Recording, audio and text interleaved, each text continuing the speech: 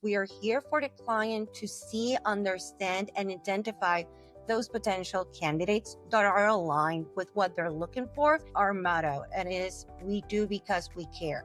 And she started crying. I didn't need anything else. Like, for me, that thing of just saying thank you and helping someone out was more than enough for me to continue doing what I do. Welcome to The Growth Switch, the podcast where we dive into the strategies, struggles, and breakthroughs of bold business leaders. I'm your host, Jules Fox, growth strategist and lead content creator at Aries Media. I'm here to uncover how today's top brands are scaling, overcoming challenges, and unlocking sustainable success. Now, for those of you just tuning in, Aries Media helps grow successful brands like yours with comprehensive, hands-on support for sales, business development, and performance marketing. If you're into that, go ahead and drop growth into the comments and we will show you how. Now, today we are fortunate enough to have Catiana Ibarra on the podcast. She's a partner at PeopleLift. She's a seasoned executive recruiter with many years, and she specializes in construction and IT. She is known for transforming talent acquisition into a life-changing human experience across Puerto Rico, the US, and Latin America. Catiana, welcome to the podcast. It's so nice to be here. Thank you so much for the invitation. Of course. So happy to have you.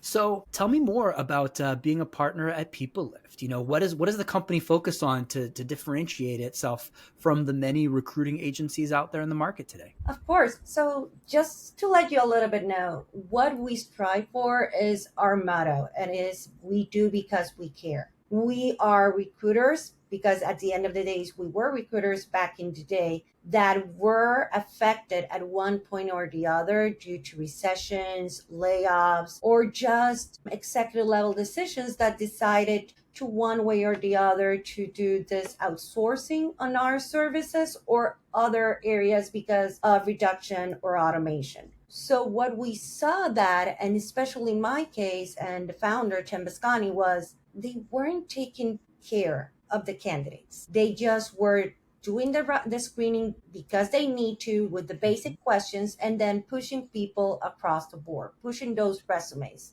And that what causes was that people felt ghosted, people didn't feel that they were heard, and clients were not receiving the quality that they were expecting. So what we do different, and what I love what I do, is that we talk with our candidates. We make sure that what they are doing, their experience, their skills, but most of all, what they're looking for in that next step in their career is aligned with what my client is looking. If it is not a fit, we basically tell them very transparent, this is not it, and the reasons why. But if it is, we help them across each and every step of the recruiting process up to that first day of employment. That way, if they have any questions, they know who to ask. If they feel confused or they feel nervous, they have someone that understands where they are that can help them get across to that next steps. Because we have to remember, a lot of them don't interview every single day.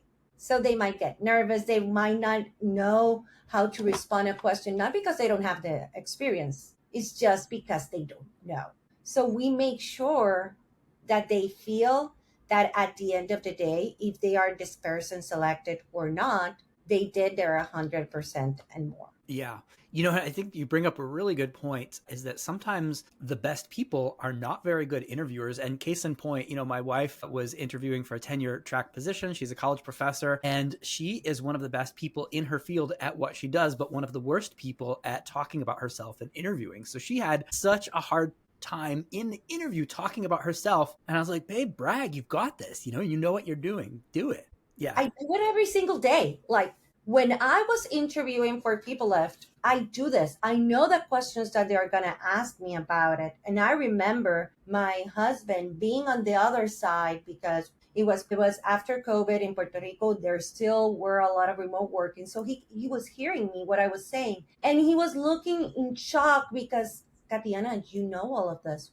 Why are you not able to respond with the security that I know you do? And it's because we are never being taught to talk about ourselves.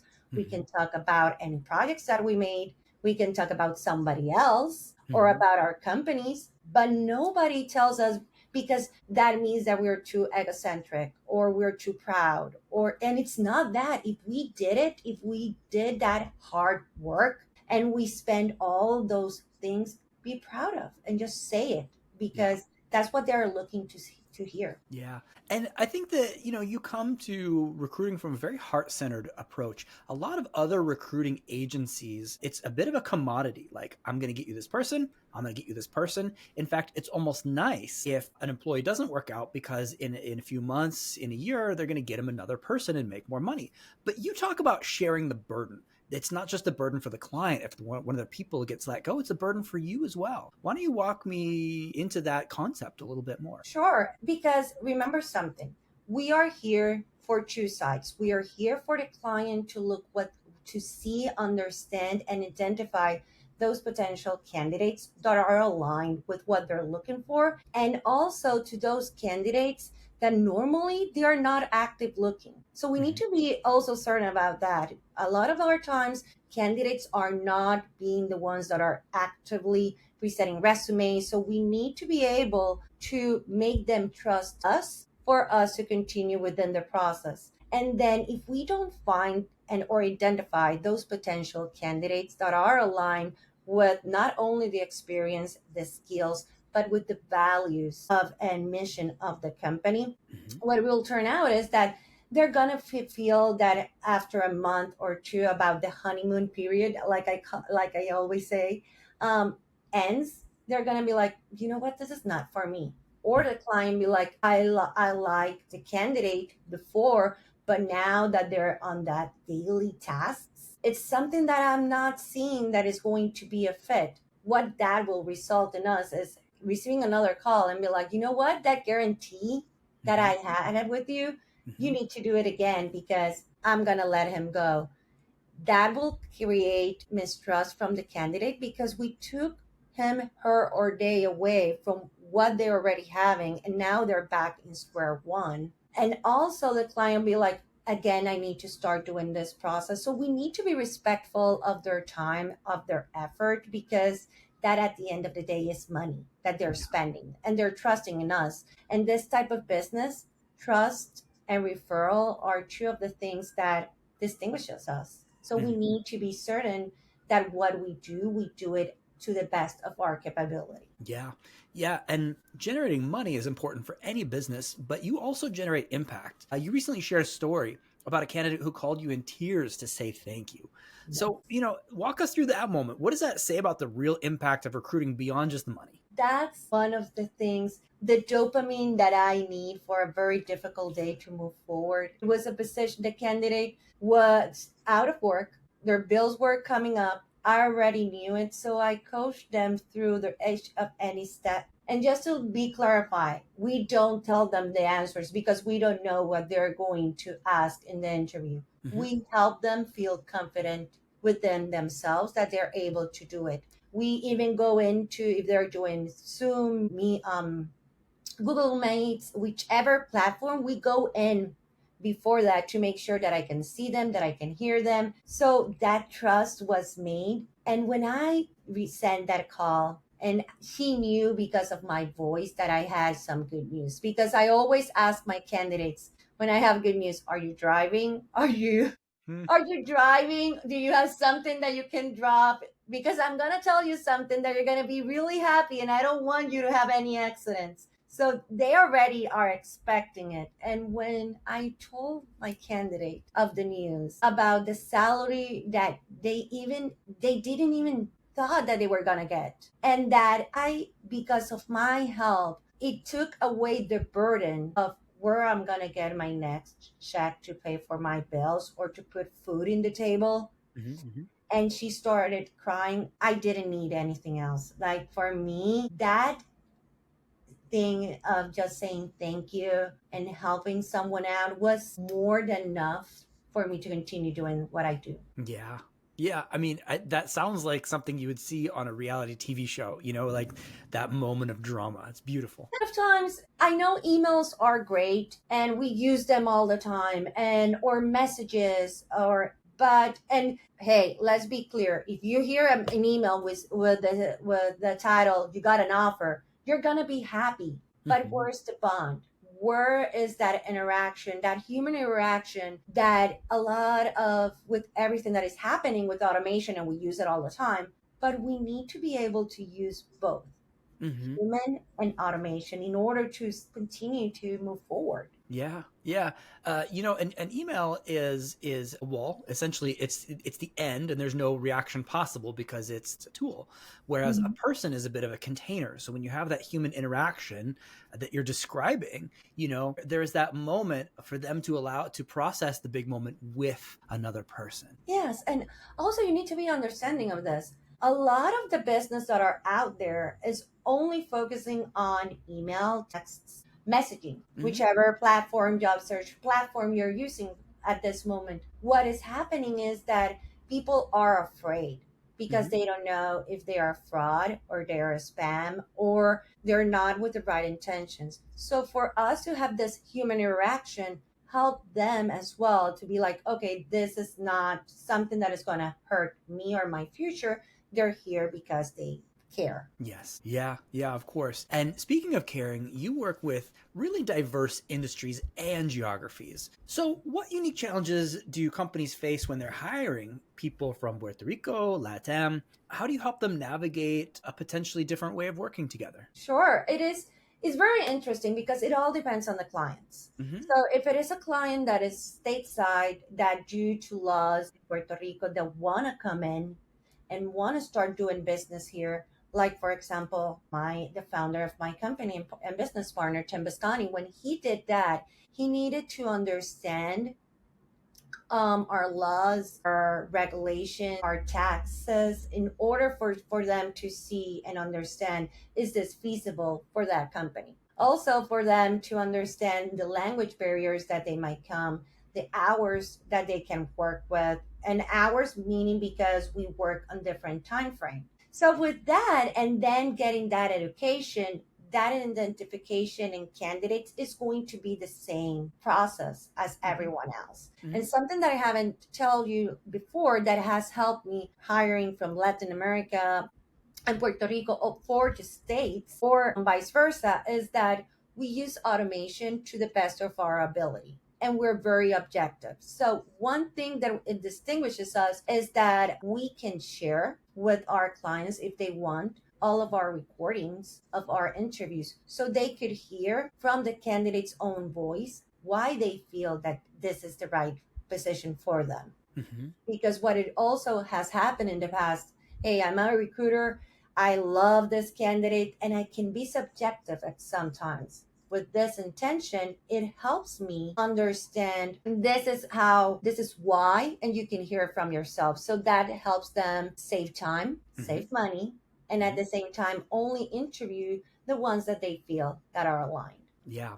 Yeah, and I think you can help align these people because you have a pretty deep background in psychology. You have some PhD studies in industrial organization psychology. So, how do you use those certifications and credentials to help people along through the hiring process in a practical and business focused way? First of all, listen. I think that people forget that the quality of listening and understand what they're saying Hmm. because you're so caught up on, okay, I need to do it quick because I have the next meeting in the next 30 minutes. So, listening to the candidate, understand what they do, understand their background, their personality, because their personality will intend on how you need to approach them. Hmm. Because I can bet the same way that I'm talking to you, Jules, right now, it's not going to be the same one as the ex person that I'm going to be talking in the next hour because of their culture, background, or anything else. So me using my psychology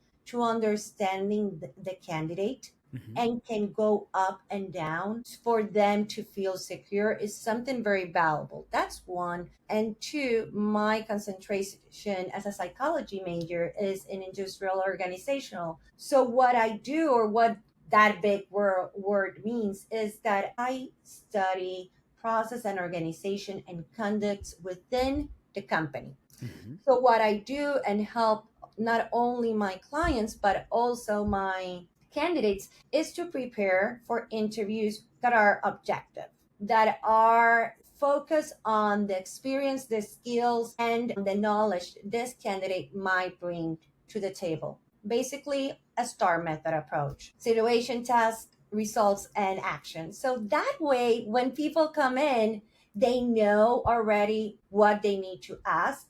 The evaluator can know how they're going to be responding and how to evaluate them for them to be like, you know what, this is it. And also because of everything that is going on, not only in the States, Puerto Rico, or Latin America, there are some questions that you can ask in Latin America that not necessarily you can ask in Puerto Rico or even in the States. Yeah. So going through that with the client in a way that is respectful but educational as well is something that is very valuable, and clients and candidates are really, really understanding and grateful of that. Yeah. So you have this fantastic way of connecting the right candidates with the right clients. How do you find those clients? How do you know who is a good fit for PeopleLift? It's all about networking and referral. We make sure we're very transparent in our services and our in our services and our processes. So let's say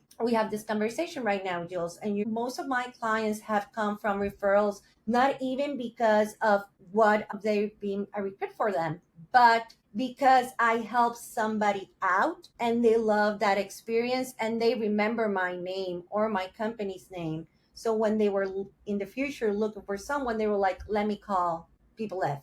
Let me just reach out to Catiana to see if she has the availability. So when I do that, when we were reached out, what we do is we take an intake call. And that intake is to understand the needs of my client's business. Because we don't want to say, yes, we can do it if we're unable to meet the goal. So once we have that, we create our sales assessment where we actually see if what they're looking for is actually something that we can do and when we can meet it. And it has happened that we are very frank and be like, with the salary expectations that you're giving us, and at the same time, location, experience, we are not going to be successful. And try to find a way, because the unique about our systems and our services is that we use data. So we present the data for them and then they understand, okay, this can work or this can't work. Are you able to fulfill with what we're seeing in the market, or do we need to lower your expectations for this role or call it one way or the other? Does that mean new job descriptions, new job requirements? Every single step we help them out. So that way, when we start the search, they know that we're going to be fighting nails and everything for us to find those candidates that are aligned. Yeah.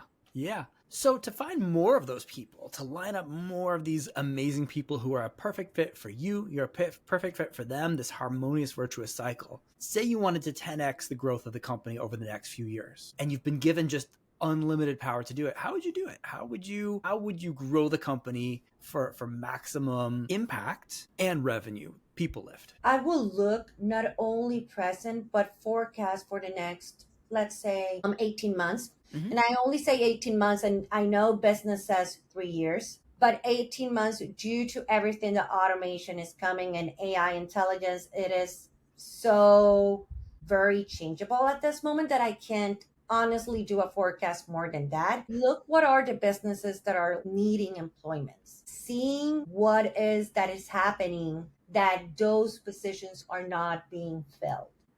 And then seeing what alternatives as me as a staffing company can bring to the community in order to help them out. Giving you a quick way of how and what we have done. We have created internships within our own company to do of HR, law, labor laws. We have done with IT as well in order to help them have that first experience that not a lot of companies do in order for them to go and continue with their professional growth. Go into colleges, help them out. A lot of kids doesn't know what to study right now. Everyone wants to be an influencer and everyone wants to be, and there's so much things that influencers do besides being on a video that they can do, but they don't know because nobody has talked to them. So just listen to them, prepare them, and help them. So once they are out of high school or college, because there are a lot of schools or technical help that is going to be needing in the next 3 years, Mm-hmm. in order for us to be, here we go.